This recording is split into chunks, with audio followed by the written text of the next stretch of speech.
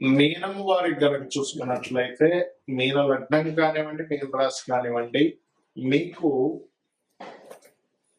మీ life లో financial ఎదగలేకపోతున్నాము, ఎదగాలంటే ఏం చేయాలి, అదే విధంగా వివాహం విషయాలు సరిగ్గా అవ్వకపోయినా, లేకపోతే పూర్వజన్మ కర్మ వల్ల ఎక్కువ డౌన్ ఫాల్స్ వస్తున్నా, అప్ అండ్ డౌన్స్ ఎక్కువ వస్తున్నా, లేకపోతే కెరీర్ పరంగా ఎదగలేకపోతున్నారు అనుకున్నా, అసలు ఏం చేయాలి, దీనికి పరిహార మార్గాలు ఏమిటి అనేటువంటి అంశాలు చెప్తుంది నేనైనప్పటికీ చెప్పిస్తుంది సాక్షాత్ లలిత అమ్మవారిగా భావిస్తూ, ఆ లలితాంబిక అమ్మవారి యొక్క అనుగ్రహం మీకు పరిపూర్ణంగా కలగాలని స్ఫూర్తి కోరుకుంటూ, ఇక్కడ గమనించినట్లయితే ఈ యొక్క సింహం మీనం వారికి సరైన మీనం ఏంటంటే అన్వేషణ. నా లైఫ్ ఏంటి, ఎటు వెళ్తున్నాను, నా జీవితం ఏంటనే అన్వేషణ ఎక్కువగా ఉంటుంది. స్పిరిచువల్ గా కూడా బాగా ఎదుగుతారు కూడా. సర్వసాధారణంగా కొన్ని వీటిలో గ్రంథాల్లో అయితే ఆఖరి జన్మాలు కూడా చెప్తూ ఉంటారు. అయితే మీకు ధనాన్ని ఇచ్చే కారకుడు కుజుడు అవుతున్నాడు. కుజగ్రహమై లగ్నాధిపతి గురువైనందుకు ట్రైనింగ్, టీచింగ్, బ్యాంకింగ్ వీటిలోనే మీరు ఎదుగుతారు కూడా. కాకపోతే ఇక్కడ కుజగ్రహం యొక్క స్ట్రెంగ్త్ ని బట్టి మీకు ఫైనాన్షియల్ గ్రోత్ ఉంటుంది. కాబట్టి మీరు కుజుడిని బలపరుచుకోవాలి. అంటే ఏం చేయాలి? సుబ్రహ్మణ్య స్వామి ఆరాధన, నరసింహస్వామి ఆరాధన. కుజుడు ఏ గ్రహాల ద్వారా అయితే పాడేయడం వాటికి పరిహారం చేసుకోవడం, అంటే పాపగతిలోని పాపగ్రహ సంబంధాలతో ఉంటాడు, వాటికి చేసుకుంటూ ఉంటే క్లియర్ అవుతూ ఉంటుంది. అదేవిధంగా మీకు తండ్రి యొక్క సపోర్ట్ చాలా బాగుందంటే మీకు ఫైనాన్షియల్ గ్రోత్ బాగుంటుంది. అందుకే చాలా మంది మేన లగ్నంలో జన్మించినటువంటి వారికి ఒకటే చెప్తుంటారు, ఫాదర్ మెయిన్ సెంటర్ అవుతూ ఉంటాం. అంటే మా తండ్రి వల్ల ఇంత గొప్పవాడిని అంటాడు, తండ్రి వల్ల ఇబ్బంది పడ్డా అంటాడు, తండ్రి నాకు ఇన్స్పైర్ అంటాడు. ఇట్లాంటివన్నీ జరుగుతుంటాయి మీనం వారికి. బికాస్ ఆఫ్ పూర్వజన్మ కర్మకారక ప్లానెట్ మీనానికి రవి అవుతాడు కాబట్టి. అలాగే లగ్నంలో ప్రస్తుతం శని ఇలాంటి శని నడుస్తుంది కాబట్టి కొంచెం శనివారాలు ప్రధానంగా మీరు తైలం ఒంటికి రాసుకొని స్నానం చేయడము, నూనెని టెంపుల్స్ లో ఇవ్వడము, శనిగ్రహం దగ్గర దీపారాధన చేస్తుంటే ఎల్నాటి శని ప్రభావం కూడా కొంచెం తగ్గుతుంది. అది ఏం పెద్ద పట్టించుకోవద్దు. ఎల్నాటి శని కాబట్టి లైట్ గా దాని ప్రభావం ఉంటుంది, స్లో అవడం జరుగుతుంటాయి అంతే. అదేవిధంగా మీకు వివాహం అనేటువంటిది ఇక్కడ ఏంటంటే బుధగ్రహం స్ట్రాంగ్ గా ఉండాలి. సప్తమాధిపతి చతుర్థాధిపతి ఒక్కడే. అంటే మీరు ఎడ్యుకేషన్ పరంగా ఎంత బాగా ఎదిగితే మీకు వివాహ సమస్యలు కూడా తగ్గుతాయి, గుర్తుపెట్టుకోండి.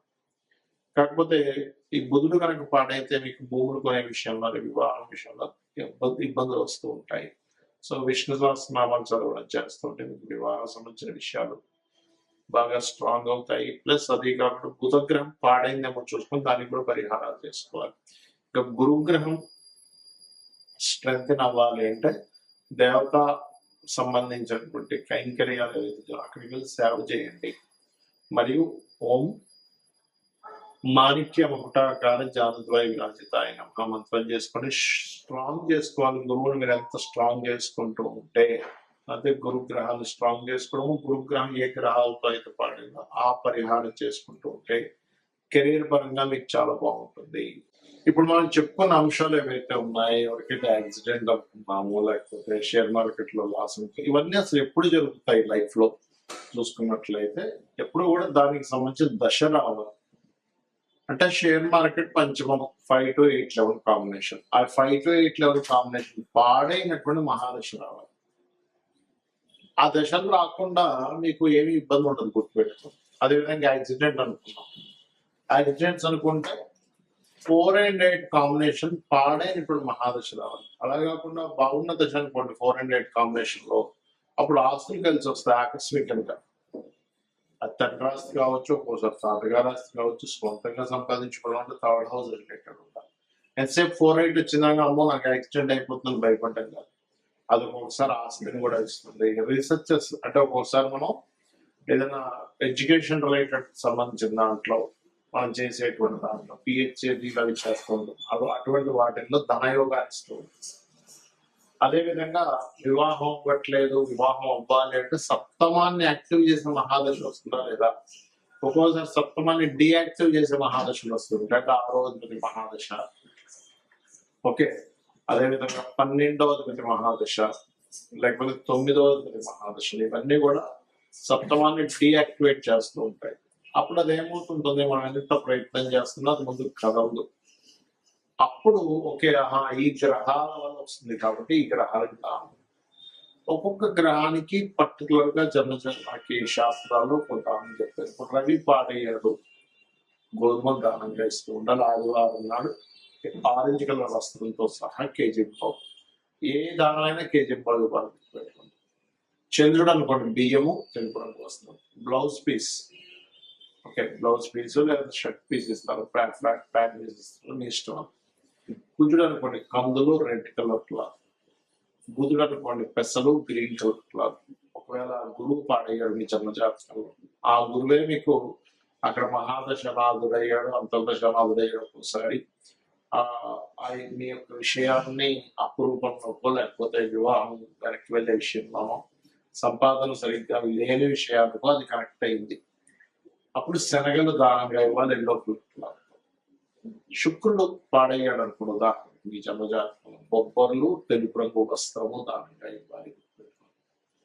శని అనుకోండి, నువ్వులు and blue colour cloth. Rahu అయితే మినువులు సెమిన్ కలర్ క్లాత్, కేతు అయితే ఉలవలు మల్టీ కలర్ క్లాత్. అయితే ఎప్పుడు కూడా చాలా మంది దానం ఇచ్చేటువంటి విషయాల్లో కూడా ఏమంటే మేము ఆలయానికి వెళ్ళి అక్కడ ఒక మూలను పెట్టేసి వెళ్ళిపోతాము అంటూ ఉంటారు. అలా మీరు కనుక మూలను పెట్టేసి వెళ్ళిపోతే అది దాని కిందకి రాదు. మీరు మీ అకౌంట్ లో ధనం పడాలనుకుని ఏం చేస్తారు, మీరు చక్కగా బ్యాంక్కి వెళ్ళి డబ్బులు తీసుకెళ్ళి లేకపోతే చెక్ తీసుకెళ్ళి మీ అకౌంట్ నెంబర్ ఏంటి, మీ పేరు ఏమిటి, ఏ బ్యాంక్ లో వాళ్ళకి వేయాలి, ఈ అకౌంట్ లేదా మీ అకౌంట్ లో వేయాలి అనేటువంటి అనేకమైనటువంటి విషయాలు మీరు వాళ్ళకి చెప్పి వాళ్ళ దగ్గర ఒక స్టాంప్ వేయించుకొని రసీదు తీసుకొని వస్తారు. అంటే ఏంటి, మీరు పర్టికులర్ గా మీ గోత్రము నామము ఏ పర్పస్ అనేటువంటిది కూడా దానం ఇచ్చేటువంటి ఎవరికైతే ఇస్తున్నారో వాళ్ళకి మీరు చెప్పాలి. అప్పుడే అది వాళ్ళ సంకల్పం చదువుతున్నప్పుడు ఆ దానానికి వాల్యూ ఉంటుంది. సరే గోవులు మనకి దానం ఇవ్వడానికి సరైన పర్సన్స్ దొరకట్లేదు, గోవులు తినిపించవచ్చా? ఖచ్చితంగా తినిపించవచ్చు. అయితే నువ్వులు తినిపించకూడదు. అది ఏదైనా ప్రెగ్నెన్సీతో ఉందంటే అది మళ్ళీ మిస్క్యారేజ్ అవుతుంది, అది మళ్ళీ పాపం పుణ్యం కాస్త. రవికి సంబంధించిన వాటిలో గోధుమ రవ్వ తినిపించవచ్చు, చంద్రుడు అయితే బియ్యం పిండి తినిపించవచ్చు, కుజుడు అయితే క్యారెట్స్ తినిపించవచ్చు, గురువు అయితే అరటికాయలు తినిపించవచ్చు, బుధుడైతే ఆకుకూరలు తినిపించవచ్చు. అందులో గోంగూర తినిపిస్తే గోవుకి చాలా చక్కటి స్ట్రెంత్ వస్తుంది. శుక్రుడైతే తీపి చపాతీలు తినిపించవచ్చు, శని అయితే బెల్లం తినిపించవచ్చు, రాహు అయితే అదే బెల్లము ఉండలు 4 చేసి తినిపించవచ్చు, కేతు అయితే గ్రాసులు తినిపించవచ్చు. ఈ రకంగా ఒక్కొక్క గ్రహాన్ని బట్టి మనం వెంటనే ఈ ధాన్యాలు తీసుకొని దాన్ని తినిపించాలి. అదేవిధంగా ఎప్పుడు కూడా గుర్తుపెట్టుకోండి, చాలా మంది వాళ్ళ లైఫ్ లో ఏదైనా ఇన్సిడెంట్స్ నెగిటివ్ గా వెళ్తున్నాయంటే వెంటనే వాళ్ళు చూసుకునేది ఏంటంటే ఏనాడు శని, అర్ధాష్టమి శని, అష్టమి శని. దీనివల్ల మొత్తం లైఫ్ పాడైపోతుంది అనుకుంటారు. అసలు అది కానీ కాదు. అది కేవలం మీకు స్లో మందుడు అంటారు జ్యోతిశాస్త్రం వచ్చిన శనిక్షర. శని అంటే అర్థం ఏంటంటే స్లో మూమెంట్. మనకి ఏదైనా సరే ఒక స్లో అవుతున్నప్పుడే మన లైఫ్ లో మనం సరిగ్గా ఆలోచించుకుని మనం ఎక్కడ రాంగ్ స్టెప్స్ వేస్తున్నాము, ఎక్కడ రైట్ స్టెప్ వేస్తున్నాం అనే విషయాన్ని మనం పూర్తిగా అర్థం చేసుకోగలుగుతాం. అలాగే మరొక విషయం ఏంటంటే ఇక్కడ గమనించినట్లయితే ఈ యొక్క కాలసర్ప యోగాలు కూడా మీ జాతకంలో నేను ఇప్పటికీ చాలాసార్లు ఎక్స్ప్లెయిన్ చేశాను. 180 మంది దేశ నాయకుల ముందు కాలసర్ప దోషము, మరి వాళ్ళందరూ ప్రెసిడెంట్లు. ఒక్కసారి ఆలోచించండి, ఏదో మూఢత్వంలో కాలసర్ప యోగం ఉంది, నాకేమీ కలిసి రాదు, నా జీవితం ఇంతే, నాకేం చేసినా కలిసి రాదు, మూఢత్వం ఉండకండి. జ్యోతిష్ శాస్త్రం అంటే మనకు వెలుగునిచ్చేది. అసలు మీకు రూట్ ఎటుందని చెప్పేది, అంతగా నీకు ఎందుకు పనికిరావు, ఎందుకు పనికిరావు అని చెప్పడానికి జ్యోతిష్ శాస్త్రం అవసరం లేదు. కాబట్టి ఎన్నాడు సరే కాల్సిపోయే ఒక విషయంలో పెద్ద సీరియస్ గా తీసుకోకుండా ఏమి కాదు. మీ పర్సనల్ చార్ట్ లో ఉండే మీ మహాదశలు, అంతర్దశలు, ఇప్పుడు మనం చెప్పుకుందాం 5 అంశాలు.